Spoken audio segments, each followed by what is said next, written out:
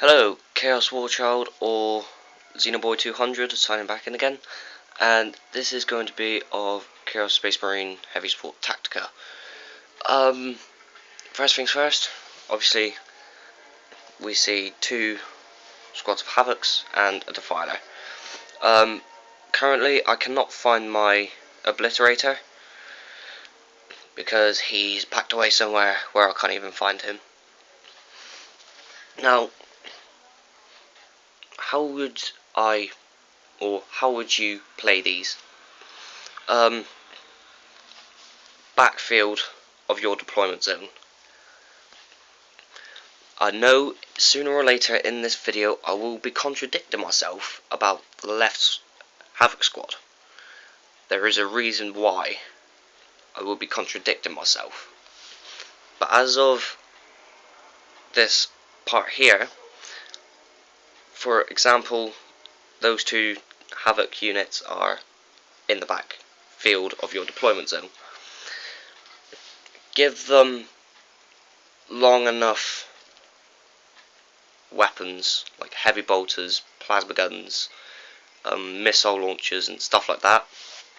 I don't know if you can see the full entire unit, the 5-man squad of the Havoc unit, but it consists of a missile launcher, heavy bolter, plasma gun and melter. That will stay in the back field of my deployment, or your deployment if you play Chaos Space Marines or Space Marines that have heavy support choices like these guys. It would kind of work the same for each and every heavy support choice in every army because they have near enough long range shooting attacks for each of their weapons. I know Tau, Chaos Space Marines, all the Space Marine chapters have them. I'm not too sure about Imperial Guard or Orcs or Necrons or any other army that I'm not describing here. But that's the consistency of a normal day-to-day Havoc squad. On the left, I'm going to be contradicting myself here and say the left hand side, which is these guys. Obviously you can see that, but I like to point stuff out. This will be the swarm killers of the Havoc squads. The reason why that is because I gave one of them a flamer, a melter, plasma gun and a missile launcher, which all consists of templates or blast markers minus the melter. But the melter would also come into effect if, for the swarm guys, would also come into effect for Terminators, tanks like Rhinos and stuff, Predators. But that is the only part I'll be contradicting on myself. This squad on the right is my personal opinion of a decent long range shooting devastator squad. If needed be, if someone deployed in your side of the field on your deployment, then you can obviously use the melter as effectively as possible. That's the reason why I have a melter in both squads. And obviously we have the Defiler in the back with a battle cannon. In my personal appearance, it is with a twin-link Reaper autocannon and a power fist. I'll currently talk about the power fist in a second, but there's a reason why he's got a twin-link Reaper autocannon, and that's because if I forget to not move him and I move him, he's got that backup strength, that 36-inch range. That is like half of the battle cannon. I think so. If not, put it down in the comment section below and prove me wrong, because I'm up to criticism, as long as you're not being a dick about it. If you're being a dick about it, then one, I'm not going to stand for it and I will rip you to shit, or two, I will either get in touch with YouTube and either get your account suspended, or if I can do that, of course. But there's a reason why I don't like dicks commenting on my stuff, because I've been going through random crap through all my life. Sorry, this is going on to a different subject. I've had loads of crap going on through my life, and I've just done for nothing. So if you're being a dick about my tactica videos, and if you're being so stupid and idiotic, I know it's the same stuff, same meaning, but if you're being either one of those three, then I'm not going to resist on biting back. As we were talking about on the heavy support side of it, by the way, for the Defiler, the reason why he has a power fist, or the mace, 6 mace arm, is because he has, obviously, it will not die and demon special rule. So, if he does go into close combat and he loses a whole point, yeah, I may attack last.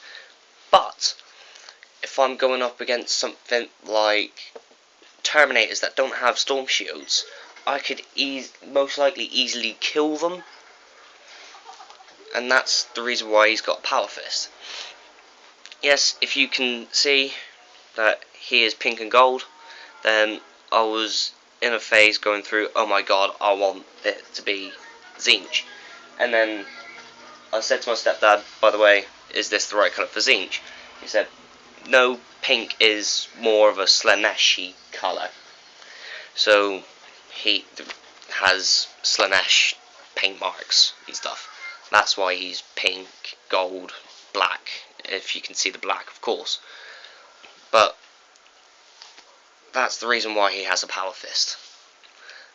Just in case he does get into close combat with, oh no, Terminators or something. He has the 5-up invulnerable armor save via the Demon Special rule. Plus, he also has, I think it's a 5+, it will not die special rule. So if I roll a d6 then I'll get 5 or up, I think. If not, comment in the comments and prove me wrong again. Just say it's 4, 5, whatever. Say I'm wrong or correct. Just do whatever. But if he gets 5 or 6, he gets a whole point back. So that's pretty okay, but it's kind of a downside. Because, one, he's a vehicle, which is also classed as a walker, which is basically a vehicle, like a dreadnought. I should clarify that if the lighting's terrible, it's quite a little bit dark, so that's why I've got my front room light on. But sorry about that, I should have clarified that at the beginning of the film or video. But the mark I would give for Havocs would either be Slanesh, because they get, if they do end up in close combat, they would go up to either a 4 or a 5 initiative, which would most likely go first on anything apart from Gene Stealers. Now, the only problem I've had with Chaos Space Marines were my stepdad's Tyranids army when we were playing. And so I had to kind of think of a way around the Gene Stealers, and that's why I decided to field heavy support while I was facing the Nids. Because 1, I've got the long range, 2, I've got the power, and 3, I've just got everything volleying at the Gene Stealers. Sorry, if you can hear the meowing, it's my cat. She is wanting a fuss. No, Midnight. Get down, please. Thank you. As I was saying, Nurgle or Slanesh. Nurgle because they get feel no pain, I think, or I think that is if I give them a certain type of banner or icon. But like I say in all of my videos, if I'm wrong, comment. If I'm right, still comment. But I need the support from you tubies out there, from me getting more known through tacticas and stuff like that. And I'm just basically going on stuff that has happened to me in the past. Like, these guys have died a lot, but I've dealt out some fire. And I've killed, like, a fair few squads before these guys have died. But that's the reason why I would love for you to get these videos around and get me known, so people that are just beginning to play 40k can watch these videos and get tactics from like me or Fritz 40k or Gamza the Eternal, I think his name is, or people like them that actually do it more professional than me on having an intro and an outro like clip. But I can't do that because I do it on the phone and I don't have the software on the computers to do it. But if you have friends that are getting into Warhammer 40k, get them to watch these videos that I've been posting up. Of like, this is my first heavy support tactica. I've done obliterators, corn berserkers, I've done warp talons and all that sort of stuff. And I haven't had any comments on most of them. The only one I have got comments on, and the only criticism I have, is on the warp talons. Sorry, if you can hear the TV, I forgot to turn it down whilst I was making this video, I just realised. And, if I said give them the mark as inch, because that would put them down to a 4+ invulnerable armor save. Personally, for Havocs, don't give them mark as inch. They would give them a 6+ invulnerable armor save. It's okay, but if you're going against, like, obviously swarms that negate armor saves, then if you're lucky enough to have them, then you'll only have a crappy 6+ invulnerable armor save. But personally, it is better than nothing, and just trying to keep these guys alive. As I was saying, Nurgle or Tzeentch. Tap on your keyboard, on your phone, or on the computer your preferred mark of gods like Khorne, Slanesh, Tzeentch, or Nurgle, or if you prefer Undivided, which are like Abaddon the Despoiler, which is Black Legion. So, another thing is, do not put these in vehicles like a Rhino. I have had terrible problems with them in Rhino. And if you have won a game with Havocs in a Rhino, then I salute you, and you basically gain 10 badass points for winning a game with Havocs, with any mark you want, disembarking from a Rhino and still surviving. But personally, for me, don't do it. Keep them on their feet.